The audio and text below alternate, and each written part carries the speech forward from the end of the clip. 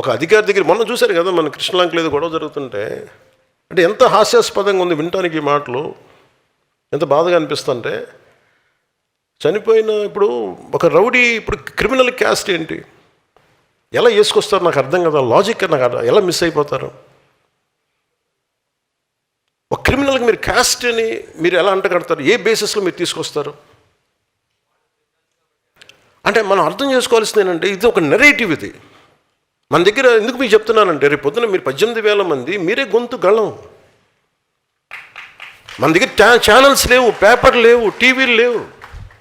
నేను 18లో 19లో మాట్లాడుతుంటే నేను చెప్పేవాడిన, అరే నాన్న తమ్ముడు మీ ఫేస్బుక్లే నా ఆయుధాలు రా బాబు అంటే, అన్న అలాగే చేసి నిలబెట్టారు ఈరోజు. నేను 5 సంవత్సరాలు పట్టింది నిలబట్టాను. అంటే మీరు అధికారానికి దూరంగా ఉన్న వర్గాలని అధికారంలో తీసుకురావటం ఒక రాజకీయ విజయం అది.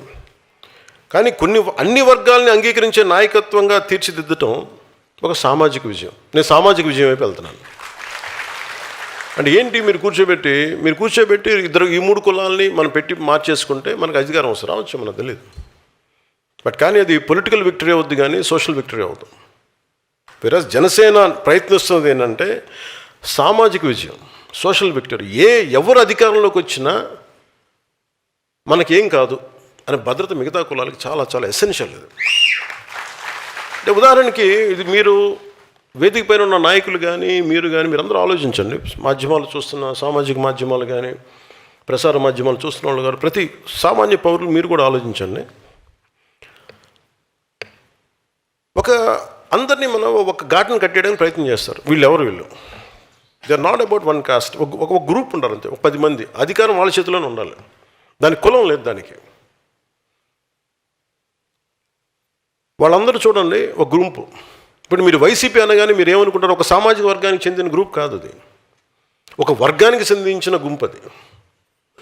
వాళ్ళు దేన్నైనా వాడతారు, వాళ్ళు కులాన్ని వాడచ్చు, మతాన్ని వాడచ్చు, లేదా ఇంకా రకరకాలు వాడచ్చు. మీరు చూడండి, మనల్ని తిట్టేవాడు, మీరు ఇదే వేదిక పైన చెప్తున్నా, గతంలో వైసీపీకి పనిచేసిన నాయకులు కూడా వేదిక పైన ఉన్నారు. బాలినేని గారు కానీ, సామినేని గారు కానీ. వీళ్ళు ఎప్పుడన్నా ఈ 5 సంవత్సరాల కాలంలో ఎప్పుడన్నా మనల్ని దిగజారిపోయి తిట్టిన దాఖలాలు మీరు విన్నారా ఎప్పుడన్నా? మరి వాళ్ళల్లో మన ఉదాహరణకి బాలినేని గారే, మన సామినేని గారే కరుడు కట్టిన కాంగ్రెస్ వాది. ఆయన జీవితం అంతా కాంగ్రెస్తో గడిచింది. ఆయన రావడానికి 100 ఆలోచించారు. సహజమైన లాయల్టీ కాంగ్రెస్ వైపే ఉంటుంది. కానీ దాన్ని దాటుకొని వచ్చారంటే ఆయనకు అర్థమవుతుంది ఇది రైట్ కాదని. దాని బాలినేని గారు, మన రాజశేఖర రెడ్డి గారు చనిపోయినప్పుడు ఆయన కోసం వాళ్ళ నాయకులు, మన గత ముఖ్యమంత్రి కోసం ఆయన రాజీనామా చేశారు. మన మంత్రి, క్యాబినెట్ మినిస్టర్గా ఉంది. అంటే అలాంటి వ్యక్తి బయటకు వచ్చిన దాంట్లో కులం ఎక్కడుందంటున్నాను నేను. ఆయన విభేదించి ఎందుకు బయటకు రావాల్సింది సరిగ్గా లేదు. ఇదైతే రైట్ కాదు, ఇలాంటి రాజకీయం రైట్ కాదు, విచ్ఛిన్నమైన రాజకీయం రైట్ కాదు. సో అక్కడ ఎక్కడ కులం అనేది లేదు. అది నా మాట చెప్పడానికి చెప్తున్నాను ఇదంతా. ఇప్పుడు నన్ను తిట్టే వాళ్ళందరూ చూడండి, నన్ను తిట్టిన వాళ్ళు ఇప్పుడు దాకా అందరూ కాపులు తిట్టారు నన్ను. అంటే ఎవరి భుజాల మీద పెట్టి మీరు కాలుస్తున్నారు తుపాకులు. అంటే మీకు ఇది చాలా జాగ్రత్తగా చూడాలి. అంటే వీళ్ళు ఏం చేస్తున్నారు, మీ సబ్ టెక్స్ట్, మీరు మాట్లాడేది ఒకటి, చూసేది ఒకటి, చెవులకి మీ భావం ఏమి వెళ్తుంది లోపలికి. వీళ్ళు చాలా ఒక పథకం ప్రకారం అందరికీ ఇది ఆమోదయోగ్యం ఏమన్నా తెలీదు. జనసేన అంటే ఇష్టపడని వర్గాలు ఏవైనా కావచ్చు. నేను ముందే చెప్పాను, నేను ఎప్పుడు కులాలని చాలా ఒక ఎనలైటికల్గానే చూస్తాను. నేను కులాలని ఒక సోషల్ డాక్టరింగ్ పర్స్పెక్టివ్లోనే చూస్తాను. వాళ్ళు ఏం చేస్తున్నారు, ప్రతిసారి తిట్టడం, కాపు నాయకుల చేత తిట్టిస్తారు. లింగంనేని రమేష్ గారికి ఇస్తే వాళ్ళే తిడతారు.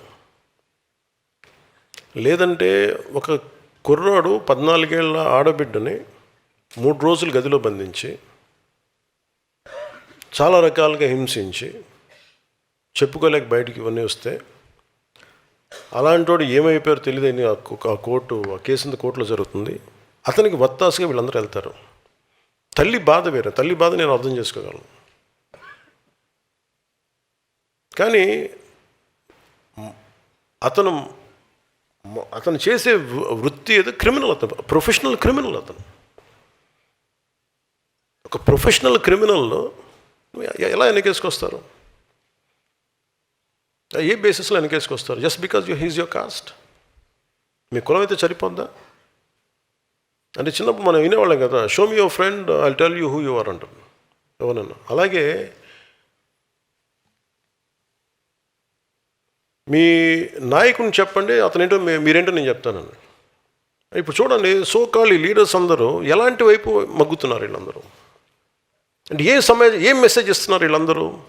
ఉదాహరణకి చాలా కులాలు ఉన్నాయి. ఉదాహరణకి ఫర్ ఎగ్జాంపుల్ కాపు కులాన్ని తీసుకుందాం. ఈ మధ్యన మనకి ఎక్కువ వినిపిస్తుంది కాబట్టి.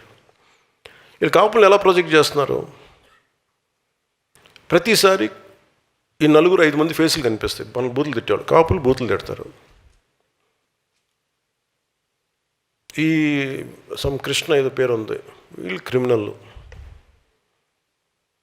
వీళ్ళు ఇది అన్ని నెగిటివ్ న్యూస్ చూడండి. సో మీకు ఏమైపోద్ది? కొద్ది రోజుల తర్వాత సబ్లిమినల్గా మీ మనోగతంలో ఏమైపోద్ది? It will become confine to అది. ఈ భావన దేనికి వేస్తే, కాపు అని చెప్పగానే ఇవన్నీ గుర్తొస్తాయి మనకి. We'll form our opinion. అది వీళ్ళ స్ట్రాటజీ. అంటే మీకు భావం ఏం చెప్తారు? ఇది ఒక్క కాపు కులానికి కదా, అందరికీ చెప్తారు, అన్ని కులాలకి. ఇదొక very clear cut political game ఇది. నేను దాన్ని బ్రేక్ చేస్తాను కాబట్టే నా మీద ఇంత కోపం అందరికీ. కొంతమంది ప్రాంతీయతలు పట్టుకొచ్చి రాష్ట్రాలు విడిపోయిన ఇంకా మీరు తిడతా ఉంటే, ఇది దేశంలో అంతర్భాగం అని చెప్పినందుకు నన్ను తిడుతున్నారు. అది నేను ఎప్పుడు తెలంగాణను వ్యతిరేకించాను అంటే నేను ప్రతి ఒక్కరు డిఎన్ఏని బయటికి చెప్తా. అందుకని కోపం అందరికీ నా మీద. నాకు అర్థం అవుతూ ఉంటుంది. అంటే ఏ సామాజిక వర్గం అయినా నాయకత్వం వహించాలంటే మిగతా అన్ని సామాజిక వర్గాల విశ్వాసాన్ని పొందాల్సిందే, వేరే దారి లేదు దీనికి. భారతదేశంలో ఏ ఒక్క వర్గం కూడా, ఏ ఒక్క కులం కూడా ఒంటరిగా చరిత్రని మార్చబోదు కూడా. కలిసి నడిచిన వారే చరిత్ర నిర్మించారు. అందరినీ కలుపుకెళ్ళిన వాళ్ళే చరిత్ర నిర్మించారు. సాధికారత అంటే మీరు ఒక కులాన్ని పైకి తీసుకురావడం కాదు, మిగతా కులాలను కూడా వాళ్ళని పైకి తీసుకొస్తూ మీరు వాళ్ళు కూడా అంగీకరించే స్థాయికి మీరు ఎదగడం. ఏ సామాజిక వర్గానికైనా నేను అడిగే ఒకటే ప్రశ్న, మీ నాయకుడి మాటలు మీ కులాల గౌరవాన్ని పెంచుతున్నాయా, మీ సమాజం గౌరవం పెంచుతున్నాయా, లేక మీ సమాజం పైన ఉన్న అభిప్రాయాన్ని దెబ్బతీస్తున్నాయా? ఇది ప్రతి కులం మీరు చూసుకోవాల్సిందే. మీరు ఒక వ్యక్తి చేసిన తప్పు, ఒక కులం చేసిన తప్పు ఎలా అవుద్ది? అంటే నేను అందుకే చెప్తాను, నువ్వు నాయకుడిని చూపించి నీ భవిష్యత్తుని ఏంటో నేను చెప్తాను. నువ్వు ఎవరిని నమ్ముతున్నాడు దాన్ని బట్టి నీ భవిష్యత్తు ఉంటుంది. ఇలాగ బూతులు తిట్టేవాడు నమ్మితే 11కి వచ్చారు, 151కి వస్తారు.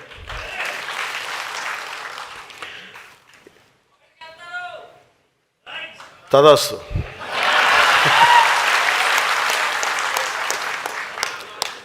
నీలో అమోఘమైన తపోశక్తి ఉంది, సాధించుగా.